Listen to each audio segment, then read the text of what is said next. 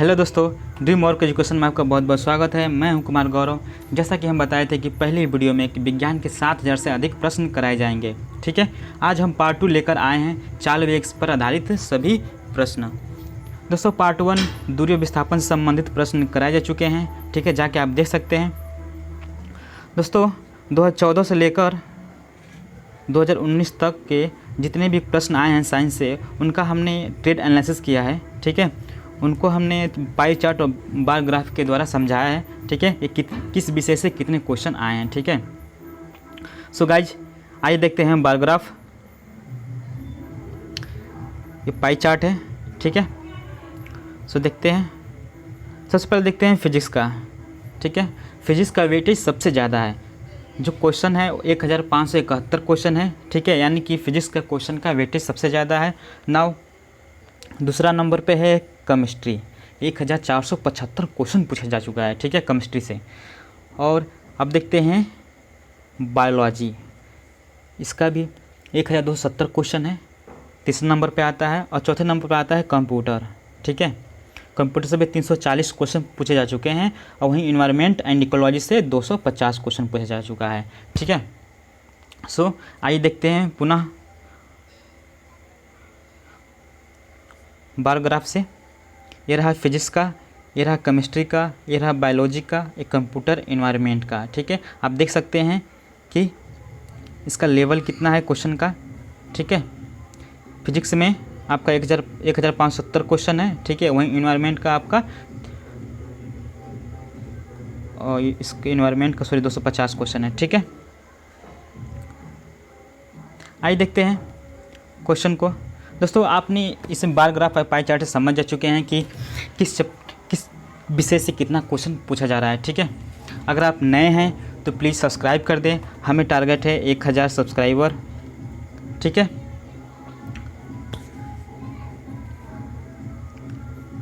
आइए देखते हैं चाल वेग से संबंधित जो प्रश्न पूछा जा चुका है प्रीवियस ईयर। ठीक है, so guys question number first, थोड़ा जूम कर लें।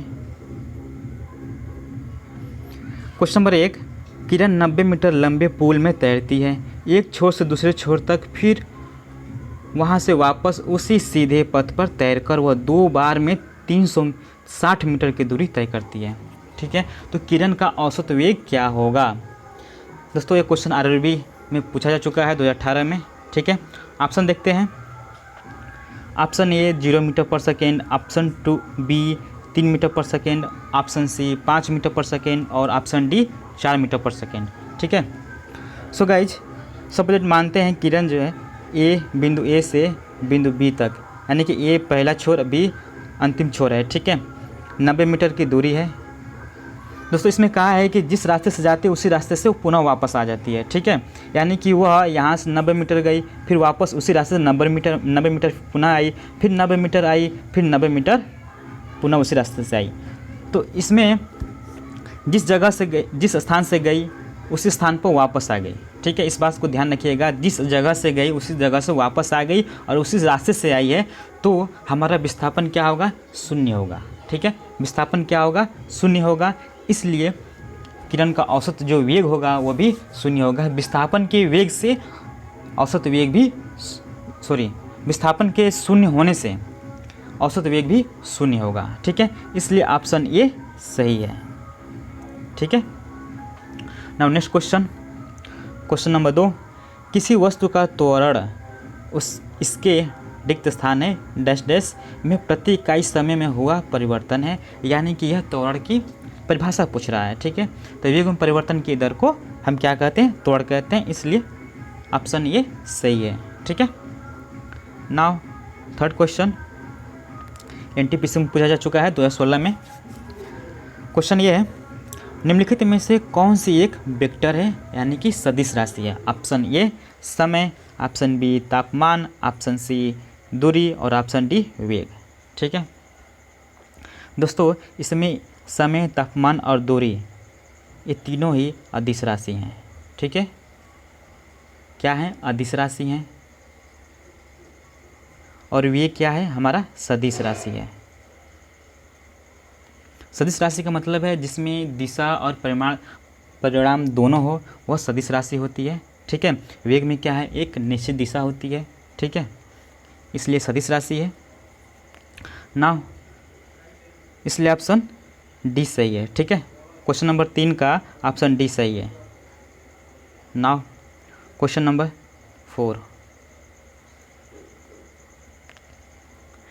फ्रेम के संदर्भ में जो समय का फंक्शन है, ठीक है, एक वस्तु की स्थिति में परिवर्तन की दर क्या है उसे कहा जाता है। ठीक है, तो दोस्तों स्थिति में परिवर्तन की दर ही हमारा क्या होता है, वेग होता है। ठीक है, तो वेग का परिभाषा है।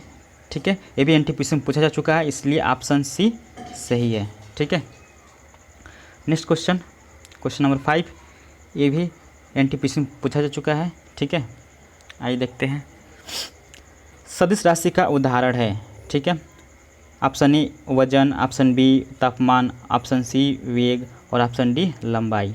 ठीक है, तो गाइज इसमें वजन, तापमान और लंबाई ये अदिश राशि हैं। ठीक है, और वहीं वेग हमारा सदिश राशि है। ठीक है, इसलिए ऑप्शन सी सही है। ठीक है, नेक्स्ट क्वेश्चन नंबर 6, समय के साथ किसी वस्तु का वेग दिखाने वाले ग्राफ को कहा जाता है। समय के साथ किसी वस्तु का वेग दिखाने वाले ग्राफ को कहा जाता है। ऑप्शन ए वेग समय ग्राफ, ऑप्शन बी वेग विस्थापन ग्राफ और ऑप्शन सी है वेग गति ग्राफ और ऑप्शन डी है वेग दूरी ग्राफ। ठीक है, तो गाइज वेग और समय का ग्राफ ऐसे होता है। ठीक है, यानी कि समय के साथ किसी वस्तु का वेग दिखाने वाले ग्राफ को कहा जाता है, क्या कहा जाता है, वेग समय ग्राफ होता है। वेग समय ग्राफ का ऐसे होता है। ठीक है, इसलिए ऑप्शन ये सही है। ठीक है दोस्तों, वेग समय ग्राफ से इसके अनुपात से किसी पिंड का त्वरण ज्ञात हम कर सकते हैं, यानी कि हम इनके अनुपात से हम पिंड का त्वरण ज्ञात किया जा सकते हैं। ठीक है, वेग समय ग्राफ से, ध्यान रहे। ठीक है, नेक्स्ट क्वेश्चन 7, औसत चाल और औसत वेग वस्तु की गति दर्शाता है। ठीक है, देखिए ज़रा, औसत चाल और औसत वेग वस्तु की गति दर्शाता है। ठीक है, प्रश्न समझ में नहीं आया होगा, इसलिए हम ऑप्शन देखेंगे वो कहना क्या चाह रहा है। ठीक है, ऑप्शन ये समय की एक विशेष अवस्था में, लंबी दूरी में, ऑप्शन सी कम दूरी में और ऑप्शन डी दिए गए अंतराल में। ठीक है, जब क्वेश्चन समझ नहीं आ रहा है तो हम ऑप्शन से देखते हैं, और यहाँ पर सबसे पहले हम औसत चाल और औसत वेग की परिभाषा से समझेंगे कि आखिर में इनकी परिभाषा क्या होती है और ऑप्शन से कैसे हम मैच करेंगे। ठीक है, सो चाल की परिभाषा क्या होती है देखते हैं। जब कोई वस्तु, नोट कर लीजिएगा, जब कोई वस्तु एकांक समय अंतराल में, ठीक है, समय अंतराल में, ठीक है, एकांक समय अंतराल, ठीक है, समय अंतराल में जितनी दूरी तय करती है वह उस वस्तु की चाल कहलाती है। ठीक है, एक बार फिर से, चाल जब कोई वस्तु एकांक समय अंतराल में, ठीक है, इस समय अंतराल में, ठीक है, इस शब्द को ध्यान से देखिएगा।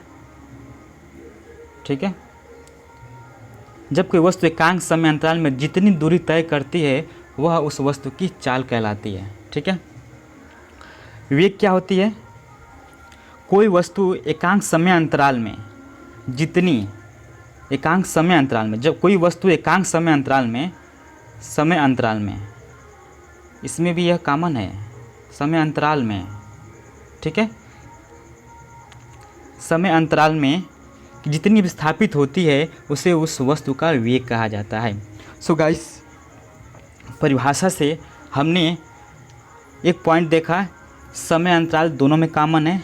ठीक है, तो हम इसमें देखते हैं कि कहाँ किस ऑप्शन में समय अंतराल दिया गया है। ठीक है, तो ऑप्शन ए समय की विशेष अवस्था में, ऑप्शन बी लंबी दूरी में, ये भी नहीं होगा, और ऑप्शन ए भी नहीं होगा, कम दूरी में, ये भी नहीं होगा, और ऑप्शन डी दिए गए अंतराल में। तो दोस्तों ये दिए गए अंतराल में ही ज्ञात किया जा सकता है। ठीक है, इसलिए ऑप्शन डी सही है।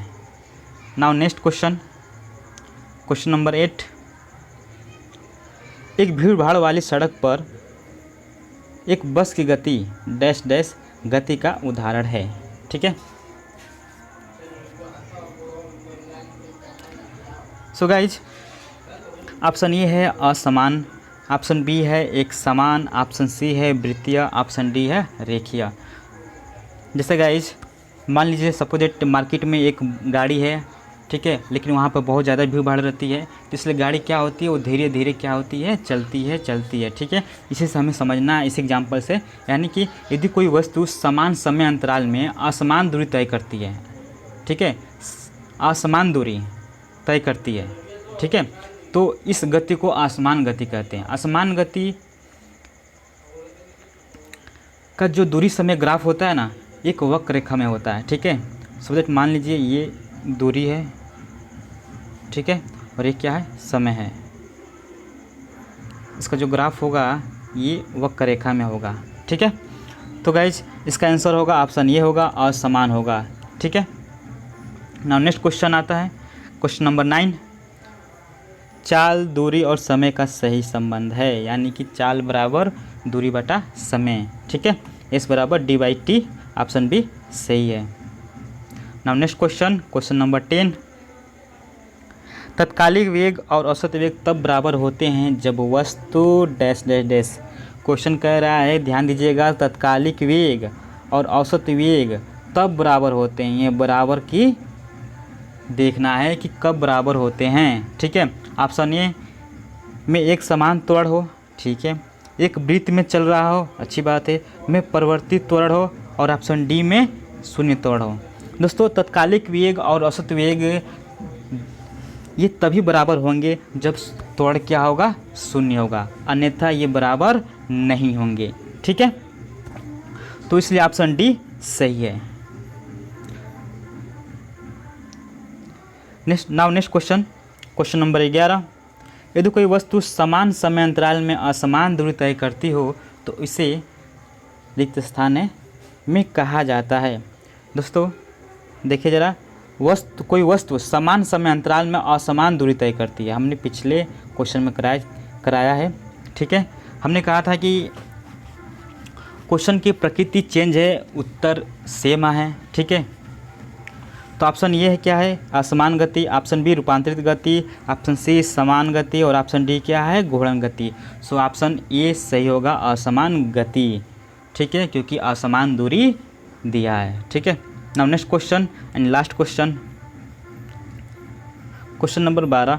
किसी निर्दिष्ट दिशा में किसी वस्तु की गति को कहा जाता है। ठीक है, ऑप्शन ए गति, ऑप्शन बी विस्थापन, ऑप्शन सी वेग, और ऑप्शन डी चाल।